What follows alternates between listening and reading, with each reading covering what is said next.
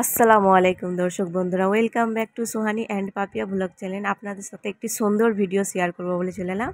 এটা আমের সিজন, তাই একটু ছোট ছোট আমের আচার বানানোর জন্য এই ভিডিওটি আপনাদের সাথে শেয়ার করলাম। তো আমি কিছু মশলা নিয়ে চলে আসছি এখানে, জিরে, ধনে, শুকনো লঙ্কা, পাঁচ ফোড়ন। এই মশলাগুলো হালকা করে একটু ভেজে শিলে এগুলো গুঁড়িয়ে নিচ্ছি। আর তার সাথে রয়েছে কালো একটু সর্ষে আর হলুদ সর্ষে রয়েছে। তো এগুলো ভালো করে গুঁড়ো করে আমি রেখে দিয়েছি। দিয়ে 5-6টা লঙ্কা এমনি কড়াই ভেজে নিচ্ছি, কারণ এগুলো আমের ওপর আমি এই লঙ্কাগুলো ছড়াবো। আর আমি যখন মশলাটা গুঁড়ো করেছিলাম তাতে মাত্র একটা লঙ্কা গুঁড়ো করেছিলাম, বেশি ঝাল হয়ে যাবে সেই জন্য একটা করেছিলাম। তো আমি এখানে প্রথমে কড়াই সরষের তেল দিয়ে দিলাম। তো পরিমাণ অনুযায়ী আপনারা সেই অনুযায়ী দেবেন। তো এই তেলটা গরম হলেই আমি এখানে যে মশলাটা গুঁড়ো করা ছিল সেই গুঁড়ো মশলাটা এখানে আমি দিয়ে দেবো। দিয়ে এই মশলাটাকে কিছুক্ষণ একটু নাড়াচাড়া করতে হবে, বেশি নাড়াচাড়া করবেন না। আর বেশি আঁচ মানে গ্যাসের আঁচটা বেশি জোরে হবে না, একদম লো থাকবে, কারণ পুড়ে গেলে কালো হয়ে যাবে, দেখতে খারাপ লাগবে, আচারটা ভালো লাগবে না। তো এখানে আমি হালকাভাবে করে নিয়েছি, কিছুক্ষণ নাড়াচাড়া করে আমি আমগুলো এখানে দিয়ে দিয়েছি। আর আমগুলো আমি রাতে কেটে রেখেছিলাম, রেখে নুন দিয়ে হলুদ দিয়ে একটু পেতেতে মানে পানিটা ঝরাতে রেখে দিয়েছিলাম। সারা রাত পানি ঝরেছিল।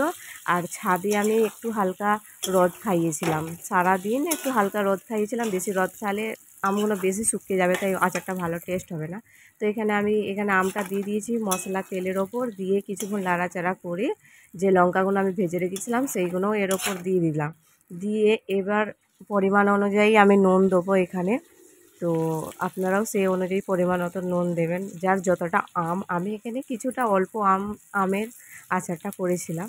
তো সেই এখানে আমাদের অনেক দিন পানি হয়নি, তো সেই কারণে অনেক আম ঝরে পড়ে আছে। তো আমার মেয়েকে একজন দিয়েছিল, তো সেই জন্য আমি ভাবলাম এত আম কি করব, তো আচার করে ফেলেছিলাম। তো এখানে আমি নুন দেওয়ার পর একটু চিনি দিচ্ছি, কারণ মিষ্টি হওয়ার জন্য না। অনেকটা আম অনেক ক্ষেত্রে অনেক আম টক হয়ে থাকে, তো টকটাও কম লাগবে। আর চিনিটা দিলে সবথেকে বেস্ট যেটা হয়, কালারটা সুন্দর হয় আচারের।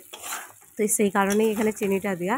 কিছুক্ষণ নাড়াচাড়া করার পর দেখবেন আচারের কালারটা আরও সুন্দর লাগে দেখতে চিনিটা দিলে। আর টকটাও যদি বেশি হয়ে থাকে সেটাও কম লাগে। তো দেখুন এখানে কালারটা কত সুন্দর হয়ে গেছে চিনিটা দেওয়ার পর। আমি একদম সামান্য চিনি দিয়েছিলাম। তো এখানে আমি ভালো করে এই আমটা ফুটিয়ে নিচ্ছি, নিয়ে এটাকে আমি বন্ধ করে দেবো, কারণ বেশি জাল দেওয়ার দরকার নেই। ব্যাস কিছুক্ষণ এটাকে নাড়াচাড়া করলেই হবে। তো এখানে আমি গ্যাসটা বন্ধ করে দিচ্ছি, কারণ আমার এখানে হয়ে গেছে আচারটা। এবার আমি আচারটাকে একটা কড়াতেই রেখে দেবো, শুধু সামান্য একটা পেতে চাপা দিয়ে রেখে দেবো ঠান্ডা হওয়ার জন্য, যাতে আচারটা ঠান্ডা হলেই আমি ডিপেটে ঢালতে পারি। তবে এখানে একটা চকলেটের সেন্টার ফুটের প্লাস্টিকের ডিপে নিয়েছি, আমার কাছে কোনো কাঁচের বয়াম ছিল না। তো প্লাস্টিকের ডিপে যখন আচারটা ঢালবেন অবশ্যই ঠান্ডা করে ঢালবেন।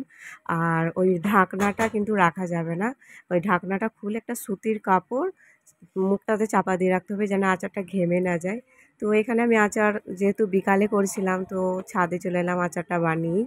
তো কারণ এখানে গাছে আমি পানি দেবো বলে এখানে ছাদ বাগানে আমি কিছু অল্প গাছ লাগিয়েছিলাম, লঙ্কা গাছ, বেগুন গাছ এসব লাগিয়েছিলাম। আর প্রচণ্ড রোদের তাপমাত্রায় গাছগুলো একদম শুকিয়ে যাচ্ছে, সকালেও পানি দেওয়া হচ্ছে, বিকালেও দেওয়া হচ্ছে, তার সত্ত্বেও এত প্রচণ্ড তাপমাত্রা রোদের, তার জন্য গাছগুলো প্রচুর শুকিয়ে যাচ্ছে। তো এখনও বেগুন ধরেনি, ফুল আসছে কিন্তু ধরেনি। তো সেই জন্য এখানে আমি গাছে পানি দিলাম। আর এখানে আমি একটি পেয়ারা গাছ লাগিয়েছিলাম আমাদের বাড়ির ভিতরে। তো পেয়ারা গাছটায় এই ফার্স্ট টাইম এত পেয়ারা এসেছে, কিন্তু খুবই খারাপ, কারণ পানি হচ্ছে না বলে পেয়ারাগুলো সব ঝরে পড়ে যাচ্ছে। এই ফার্স্ট টাইম আমি এই গাছটা অনেক আশা করে লাগিয়েছিলাম, একদম ছোট্ট পাড়া লাগিয়েছিলাম, অনেক বড় তাড়াতাড়ি হয়ে গেছে। আর এই গাছটা খুবই ভিতরে লাল দানা, গাছের পেয়ারা খুব সুন্দর মিষ্টি হয়, খেতে খুবই ভালো লাগে। আগের বছর অল্প হয়েছিল। তো ভিডিওটি ভালো লাগলে অবশ্যই লাইক করবেন। আসসালামু আলাইকুম।